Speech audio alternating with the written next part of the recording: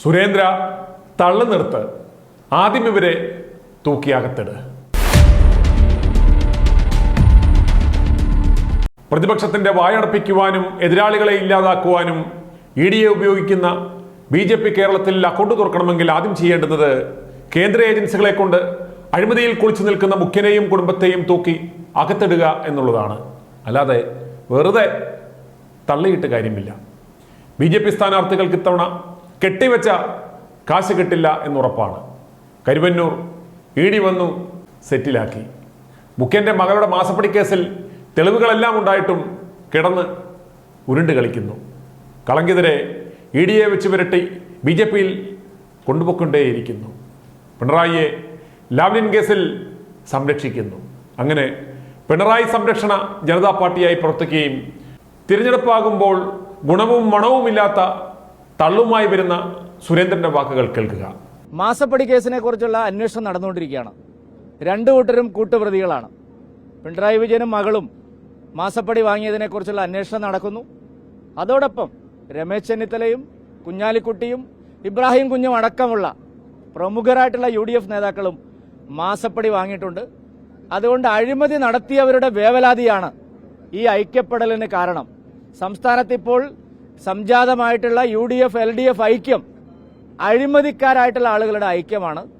NDA പോരാടുന്നത് അഴിമതിക്കെതിരെയാണ്. അഴിമതിയാണ് കേരളത്തിന്റെ വികസനത്തിന് ഏറ്റവും തടസ്സമായി നിൽക്കുന്ന ഒരു ഘടകം. അതുകൊണ്ട് ശക്തമായ പോരാട്ടം അഴിമതിക്കെതിരായി മുന്നോട്ട് കൊണ്ടുപോകും.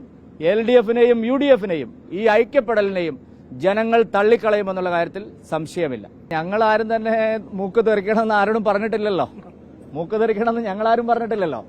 ഉപ്പ് തിന്നവൻ വെള്ളം കുടിക്കുമെന്നേ ഞങ്ങൾ പറഞ്ഞിട്ടുള്ളൂ. ഭർത്താവായാലും ഭാര്യയായാലും മരുമകനായാലും അമ്മായിയപ്പനായാലും ഉപ്പ് തിന്നിട്ടുണ്ടെങ്കിൽ വെള്ളം കുടിക്കുക തന്നെ ചെയ്യും. മാസപ്പടി വാങ്ങിയിട്ടുണ്ടെങ്കിൽ, അനധികൃതമായ കാര്യങ്ങൾ ചെയ്തു കൊടുത്തിട്ടുണ്ടെങ്കിൽ എത്ര ഉന്നതനായാലും നിയമത്തിന് അതീതനല്ല എന്നുള്ള കാര്യം നമ്മുടെ ഒരു ജനാധിപത്യ രാജ്യമാണ്. ഇന്ത്യയെപ്പോലെ നിയമവാഴ്ച ഇത്രയും ശക്തമായി നിലനിൽക്കുന്ന ഒരു രാജ്യമാണ്. ഇന്നലെ നിങ്ങളെല്ലാവരും ബഹളം വെച്ചിട്ടും ബഹുമാനപ്പെട്ട കോടതി അദ്ദേഹത്തെ 7 ദിവസത്തെ കസ്റ്റഡിയിൽ വിട്ടിരിക്കുകയാണ്.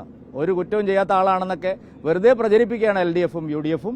കുറ്റം ചെയ്തവരെയാണ് നിയമത്തിന് മുമ്പിൽ കൊണ്ടുവരുന്നത്. കുറ്റം ചെയ്യാത്തവർക്ക് പേടിക്കേണ്ട ആവശ്യമില്ല. അഴിമതി നടത്തിയിട്ടില്ലെങ്കിൽ ആരും തുമ്മാനും പോകുന്നില്ല, ആരുടെയും മൂക്ക് തെറിക്കാനും പോകുന്നില്ല. അഴിമതി നടത്തിയിട്ടുണ്ടെങ്കിൽ ആര് വിചാരിച്ചാലും മൂക്ക് തെറിക്കാതിരിക്കുകയുമില്ല.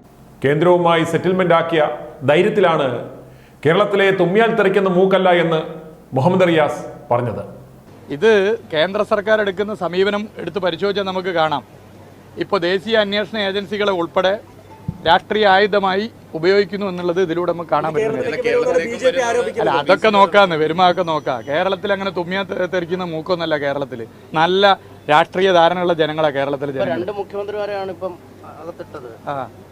അത് നോക്കാം, എങ്ങനെയാണെന്നുള്ളത് നോക്കാം. ഇദ്ദേഹം ഇത്ര കോൺഫിഡൻസോടെ പറയണമെങ്കിൽ പിണറായിയെയും കുടുംബത്തെയും മോദി ഒരു ചുക്കും ചെയ്യില്ല എന്ന് അദ്ദേഹത്തിന് ഉറപ്പുള്ളത് കൊണ്ടാണ്. i2i News, an eye for truth. i2i News subscribe ചെയ്തിട്ടില്ലാത്തവർ ഇപ്പോൾ തന്നെ സബ്സ്ക്രൈബ് ചെയ്യുക. നോട്ടിഫിക്കേഷൻ ലഭിക്കുവാൻ ബെൽ ബട്ടണും അമർത്തുക.